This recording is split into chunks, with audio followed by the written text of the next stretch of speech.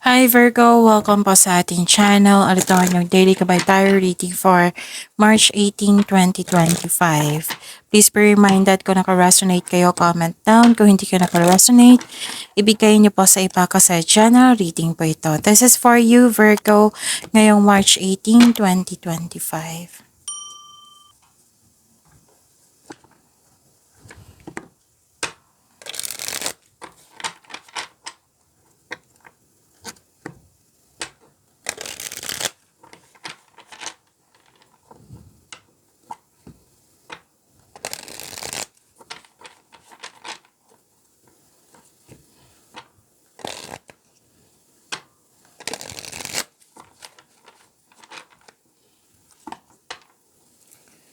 Para po ito sa inyo Virgo ngayong March 18, excuse me, March 18, 2025.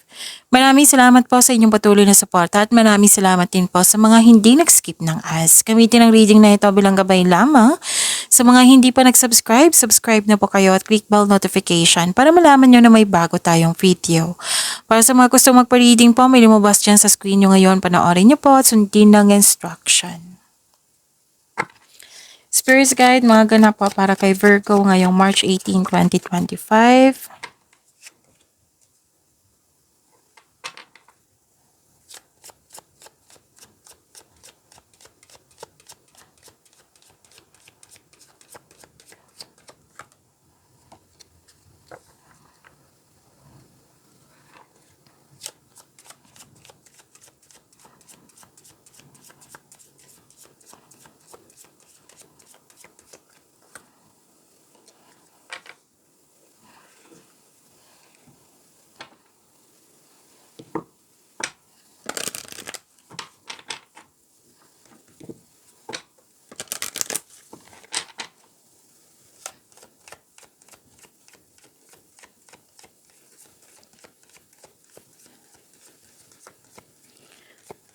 Message pa para kay Virgo.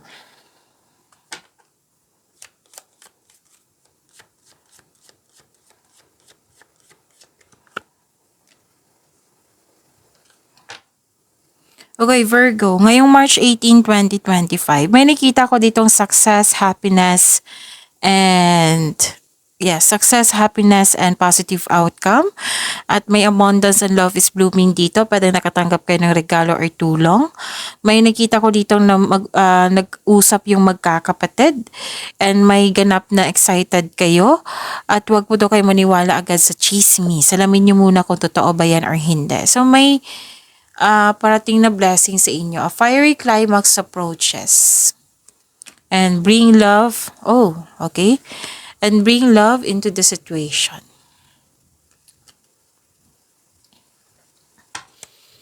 Spirits Guide, ano pa yung energy ni Virgo ngayong March 18, 2025?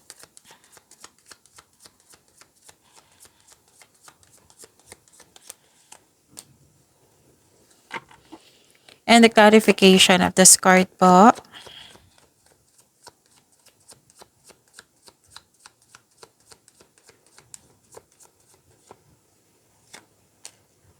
Ooh. Kung may narinig kayo or may nakita kayong repeating message, meaning to say, pinupush ng cards nyo yan kasi ang ilan sa inyo hindi pa binigyan ng atensyon. Na kung maaari din po, bigyan nyo po ng solusyon at aksyon. Remember, Virgo, at the end of the day, alam mo na ikaw lang taong may kakayahan at responsable na gumawa ng sarili mong katotohanan at kinabukasan. So, ano yung energy ni Virgo? Nakita ko dito yung new beginning and abundance. So, nag-clarify siya dito sa oracle cards niya. So, claim niyo po. May parating na blessings gift from the universe. Posibleng new job opportunity ito or unexpected sum of money. Pwede din nag-take ka ng first steps para ma-enhance o ma-increase yung kaperahan mo. So, ang pagbabago na ito may unlimited growth towards to your finances. So, yun. Claim niyo ito, Virgo. Nakikita ko rin dito na nagkaroon po ng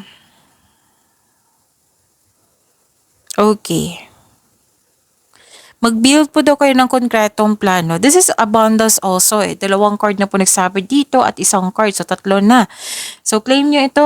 Long-term abundance po ito at nagkaroon ng steady progress. Basta magkaroon lang po daw kayo ng konkretong plano.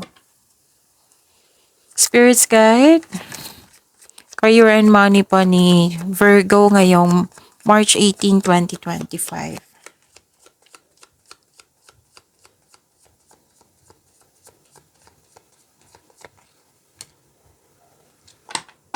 And the clarification of this card po.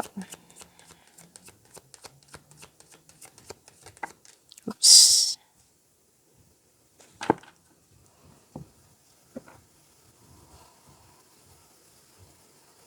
May hindi nagkasundo dito sa career and money nyo.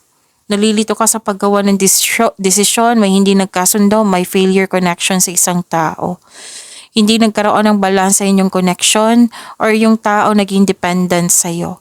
So, to fix the imbalance, look inward to see where you can find the source of this harmony. Pwede din na nagkaroon ng promises na hindi natupad. Pwedeng may failure ako nakikita dito and to meet the expectation. May frustration, may separation. Actually, dalawang card na po nagsabi dito na may separation. Pwedeng end of contract, closure, ano pa ito, separation. Maraming ganap na separation eh. Maraming case niyan. Like for example, separation of responsibilities o pwedeng literal na separation, pwedeng end of contract, umiwas, tumiwalag. May concern sa kanya. Nagkaroon ng disbalance. Dalawang card na mismo nagsabi nito. So may biglaang pagbabago dito. Oo, may biglaang pagbabago dito na a sudden change na hindi ka takot mag-let go. Spirits guide, love, life, self-love, partnership, and romance ni Virgo ngayong March 18, 2025.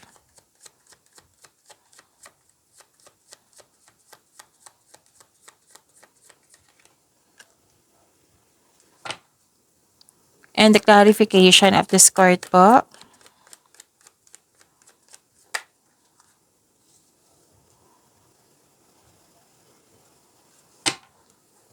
Maraming salamat po sa patuloy na tiwala, suporta sa ating channel at maraming salamat din po sa mga hindi nag-skip ng ads. So, may concern kayo sa materialistic na tao, overspending sa pera to or overspending sa work. Yes, may nakita kong ganito. So this card tells you na focus kayo sa emotional and mental stability. Pwedeng kahapon pa ito, nag-overwork kayo. Kaya nga pagod kayo eh, yung gusto mo mag-give up.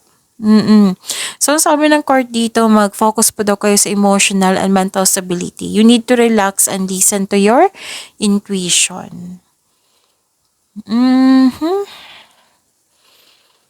Nakikita ko rin dito na nagkaroon po ng may tao dito na hindi nagbigay halaga, hindi nagbigay ng oras. Dalawang card na mismo nagsabi niyan ha, Virgo, na may tao dito na may concern sa taong hindi nagbayad or walang utang na loob. O may concern nga, may concern dito, walang utang na loob or hindi nagbayad or may hindi nagbayad ng utang sa iyo or nag-save kayo ng money or naghipit sinturon kayo ngayon kasi may gusto kayong bayaran na bills. Example po iyan. So may unfair treatment dito, may concern sa ganyan. Okay, so yun. I think nasabi ko na lahat. Virgo. Pag-iwanin niyo po yung blessings sa binigay sa inyo, Virgo. See you tomorrow. Please like, subscribe, and click the button for notification para updated po kayo sa daily tarot reading natin. Maraming salamat po.